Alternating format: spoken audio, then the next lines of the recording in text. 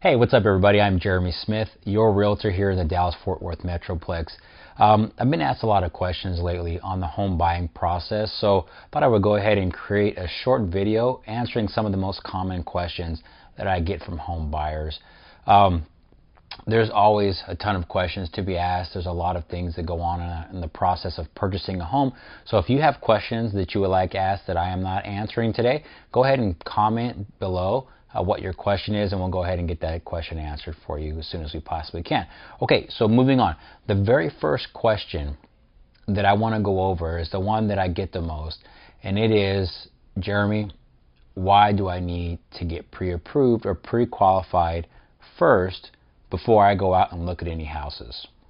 And the reason is because if you submit an offer on a property that you like and you do not have a pre-qualification or pre-approval letter, then the seller is not going to take your offer seriously, and most sellers won't even respond to a letter without it. Okay, short and easy, right? Now let's get a little bit deeper into that. On the flip side of that is most of us have a monthly budget, right? We can only spend so much money a month towards our house because we still have other things that our money needs to take care of.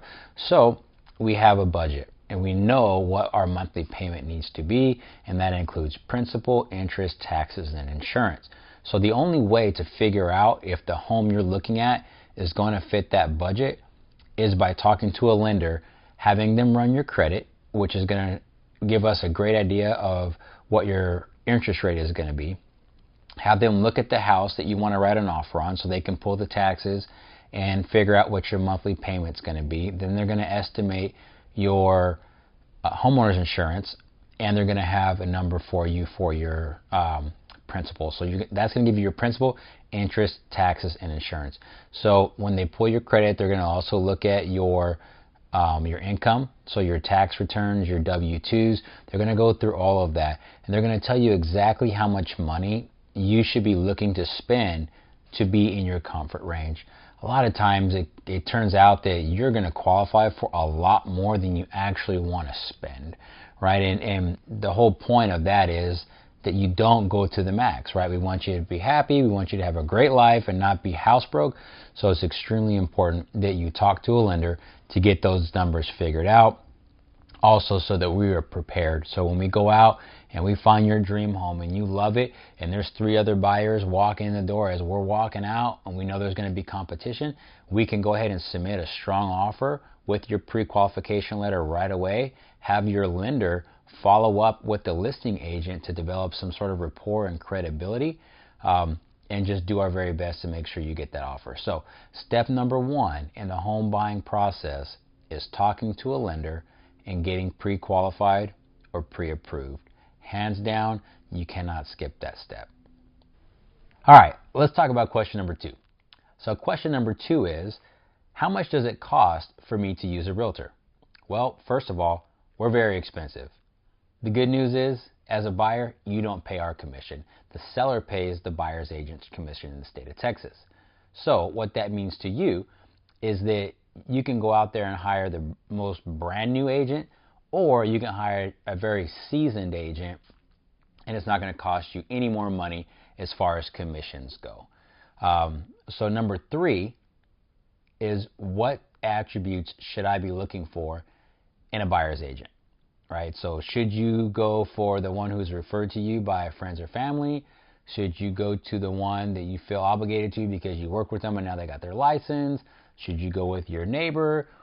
There's no right answer to that, right? It could be any one of those. It could be a very good agent. So the things you're going to want to make sure that your agent has the ability to do is, 1, negotiate, right? Because everything's a negotiation. When you get into making an offer on a house, negotiation is starting right then and there. So you're going to want a great negotiator. Number 2, you're going to want a great communicator. So during the whole process, there's a lot of things that go on. There's a lot of questions that you're going to have from beginning to finish.